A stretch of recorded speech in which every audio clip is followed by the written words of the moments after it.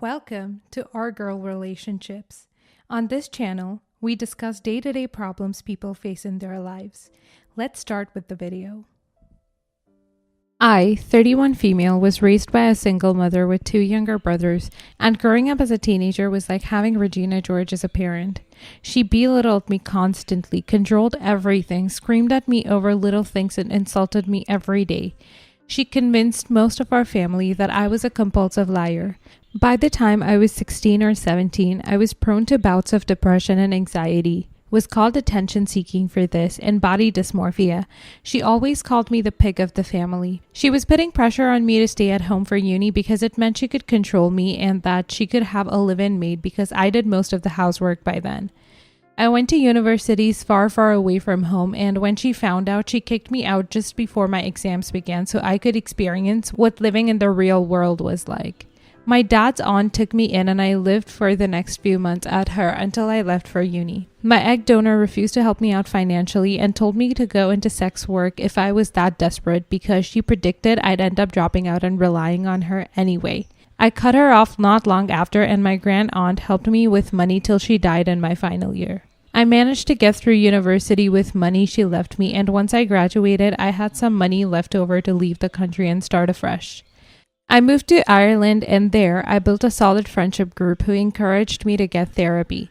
It took me a while, but therapy, surfing, painting, and adopting a few greyhounds healed me. I began dating my best friend, and we married 2 years later. We're expecting a baby girl in December, and we're moving back to his hometown in Austria when she's a toddler. I won't lie. I'm still in disbelief over how much I've changed over the years and how content I am with my life right now. So this brings us to a few hours ago. My egg donor sister kept an intermittent contact with me over the years and called me today to say that my mother was living in a house with no electricity or water back in our home country. For reference, I'm British and hopefully soon to be Irish Indian. She apparently was begging me for another chance because she was my mother and deserved kindness, especially now that she was old. I laughed at this and told my aunt to tell her you can say I won't ever help her and to not contact me again. She can experience what living in the real world is like. My aunt told me that I was totally ungrateful and I was being too harsh because in Indian culture we respect our elders. I asked my aunt why she couldn't ask my younger brothers, and apparently they both dropped out of uni and even now struggle to hold jobs, so aren't as stable as me. I've blocked my aunt's number and my friends and husband are saying I did the right thing. But I also feel guilty because I can't imagine it being fun being an older person in a freezing cold flat with no electricity either. Not the a-hole, and speaking as someone who had an egg donor like yours, you owe your abuser nothing.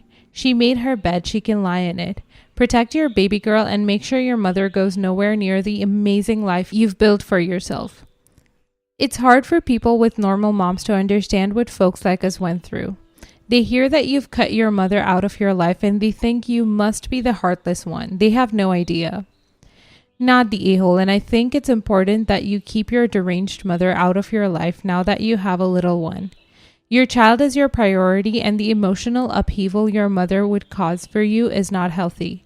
Your mother has choices, so does your aunt. If she's so concerned, let her keep your mother.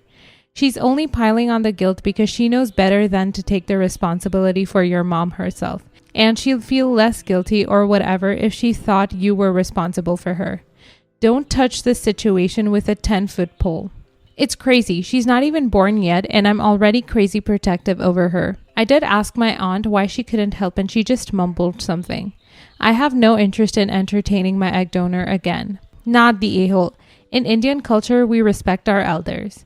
I'm not Indian, so forgive me if I'm incorrect, but I've been led to understand that the reason that respect and caring for one's parent is expected in many Asian cultures is because it's also expected for parents to care for and support their children when they're in school and young adults. Kicking you out to experience the real world and telling you to be a sex worker is just horrible. Your mother clearly did not hold up her end of cultural expectation for you, so I don't know why she should expect to reap benefits here. You owe her nothing, but best of luck with your pregnancy and congratulations on escaping your family's toxicity. That is the expectation, yes. But the sad thing is, it's very normal in South Asian culture to be expected to respect your parents no matter how cruel they are to you. I know not all Indian parents are like this, but so many of them expect to be taken care of even though they've done nothing but done the bare minimum. And thank you, my girl's brewing up nicely. At the last scan, the doctor said she has very long legs, so I'm pretty sure that comes from her 6'4" dad. Not the a-hole. You know that keeping distance between you and your mother has led to nothing but good things for you. You are happy and healthy now. Letting your mother back in would only jeopardize that. You don't owe her anything. Surely there are avenues for her to get heating to her flat via government avenues or elderly assistance. Or let your aunt or brothers help her.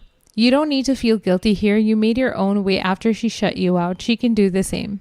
From what I could make out, where she lives in India now is quite remote, so the electricity is very patchy. This I can believe because it happened whenever I visited my grandparents. My brother's outer family don't have as much money as me, I don't think, hence why she's come to me. Next story. So my ex gives me a generous amount of child support every month, and I use about 20 to 30% of it maybe. I'm very good at budgeting since my mom raised me on her own and we always stuck to a strict budget. My ex grew up being overindulged and knowing he would never have to worry about money in his lifetime, so we have different ideas of what living cheaply looks like. Recently, my ex wanted to have a word with me because he didn't like the fact that I made our son walk home from school. He wanted to know why I wouldn't buy a car and offered me money to get one when I told him cars were expensive and I thought it was a waste of money. I told him no, since I would rarely use it. He then told me to take an Uber home instead of making him walk. Again, I told him no, and he brought up all the other ways he thought I was making our son live cheaply. For example, I didn't buy him new football boots or a goal when he started getting into football. He's only 4. I buy him cheap clothes. I rarely take him to eat out, and if we go to a toy shop, I only ever let him get one thing, and it can't be super expensive. My ex wanted to know what I was using all of the money he gave to me on if I was raising our son like this, so I explained. I never used most of it, but kept it in a separate account for either a rainy day or for our son. Now he's angry at me for making our son live cheaply and essentially told me to stop saving and actually give our son the things he wants now because he had already made sure our son would be fine in the future. Am I the a-hole? Of course, my 4-year-old son doesn't walk home alone from school. I drop him off and then pick him up. The teacher only lets him leave the building after she sees me. Also, it's a 25-minute walk for anyone who cares. You're the a-hole. All that money should be used to support your son, not put away for a rainy day and put any excess money in a college fund or something for his future. This is not your money, it's for your son. I think it depends on what the rainy day fund means in this case. Say original poster loses her job and needs to dip into the fund to feed her kid. Is that so bad? Or saving in case of a medical emergency for her kid. Assuming US and its awful healthcare costs. It's always important to have an emergency fund, but especially important when you have a kid. Just because it's going into a fund doesn't mean that it's not for the kid's needs. The kid just hasn't had needs for it yet. You're the a-hole. Child support is for the child. If you aren't using it for the child, maybe he should take you back to court to renegotiate how much money he's giving you and instead buy your son stuff. There's nothing wrong with buying cheaper clothes or stuff that he's going to get messy and outgrow, or not buy lots of toys. But there needs to be a clear discussion about what child support is for. Does he have any custody? Is the child support court ordered? Also, how far is your kid walking to from school? As he's only 4, I assume it's with you. There's a difference between 2 blocks and a mile. Research shows that having less toys is better for kids' development, especially in terms of developing creativity. Walking is good exercise. The original poster said 25-minute walk. There is nothing wrong with that. The money saved for an emergency on her child's future is not a bad thing. She can live more easily knowing there is money for an emergency and her kid will have a nice egg of money for college trades program, down payment on a house. As long as she isn't neglecting her child, I don't think her ex really has a say. Original poster might be misleading, but nothing she describes as neglectful. Not the a-hole. People walk to and from school, work, to get groceries, etc. Kids don't need expensive clothes or boots. If you're comfortable and he's fed, dressed appropriately, and safe, I see no problem with you saving the money for a rainy day or a car or college fund for later on. Next story. I'm 25 male. I recently hit fire. When I was 18, my dad told me to leave the house because there can only be one man in the house is what he said. So when he kicked me out, I needed money. Got a job, and when working my job, which was minimum wage, I was using the money towards starting an e-commerce business. While I was working on the business, I worked my 9 to 5 job, and after work hours, I'd work on the business. My dad basically went like no contact with me and made the whole family cut ties with me, which sucked. Finally, when I was 23 and my business became successful and I was able to quit my job and work on my business full time, and there was this news company, I'll give it a fake name.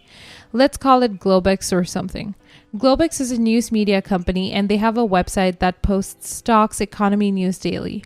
My dad loves following stock news, and so he reads Globex news every day. Recently, an article by Globex was done. A journalist from Globex reached out to me and wanted to write a story article about how I hit fire at a young age about my e-commerce business. Apparently, my dad was scrolling on Globex and that article popped up and he saw that article, and then he called me and he told me he was mad at me and that I'm an a-hole because I didn't provide any money to him and I'm a son and I should send him money monthly because that is what a good son does, and he wants access to my bank accounts and all. He also told me that I'm responsible for the household and should provide him financially. Am I the a-hole for not telling him about my finances?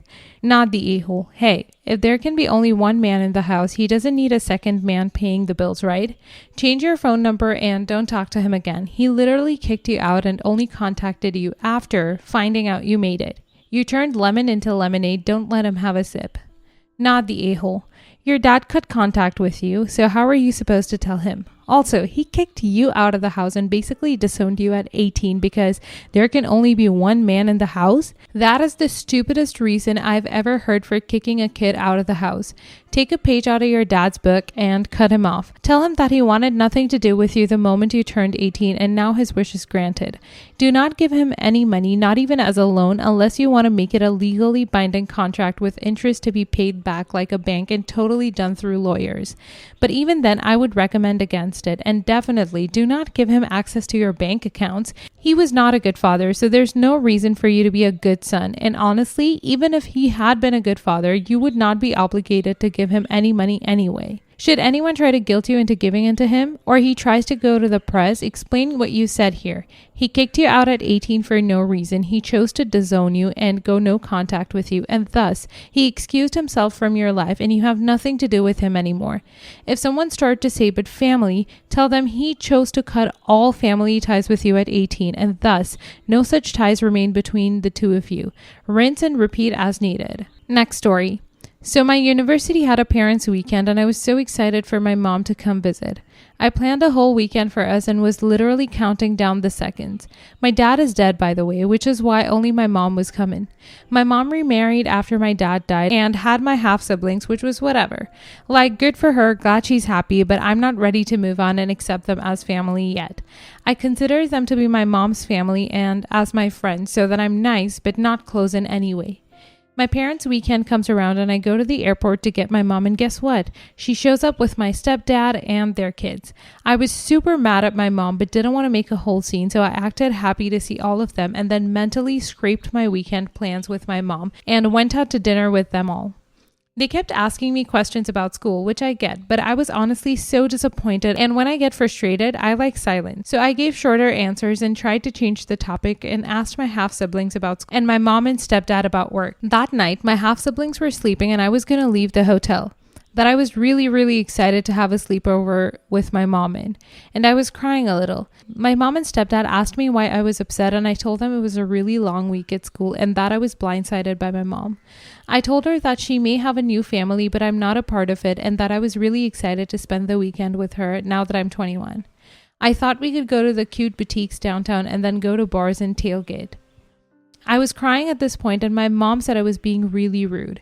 I told her that she was being selfish and it was already hard for me to be at my dad's alma mater on parents' weekend, and that she was making it so much worse for me and really making it obvious that I don't have a dad anymore and that he's easily replaceable. My mom then cried and my stepdad said that he was disappointed in me, and I went back to my apartment.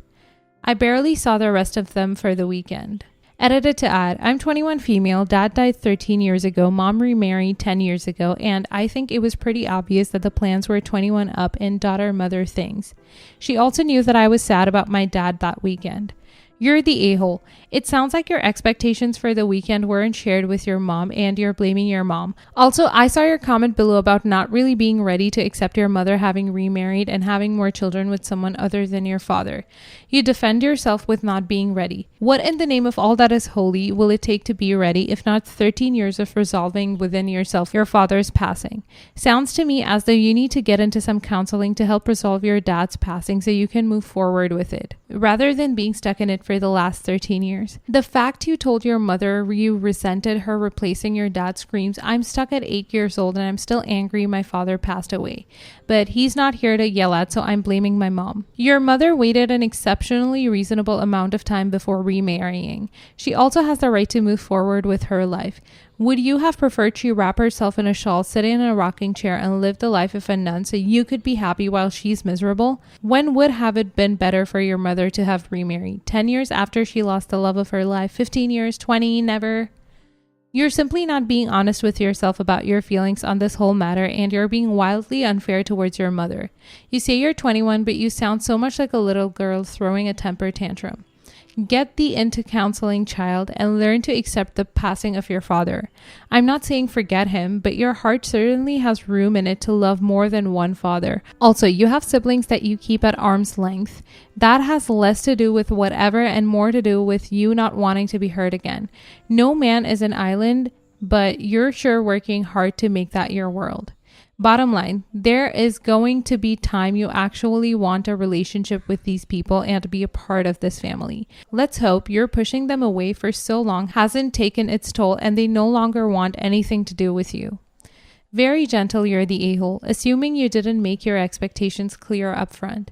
There has obviously been time since your dad died. Yes, you get to decide who to let in your life, but these people are your family. Please seek counseling to work through your grief before you lose a relationship with your mother. You're the a-hole. You had expectations that you never communicated. You excuse yourself as not being ready to accept the man who helped your mother rear you for 10 years and your half-siblings as being family. You refer to your stepfather as your mom's friend. This man has had more to do with your life than your biological father, who tragically passed away before you were a teenager. You seem to hold an idealized image of your late father. You need therapy. Otherwise, you risk alienating everyone in your immediate family, including your half-siblings, who you seem unable and unwilling to accept as family.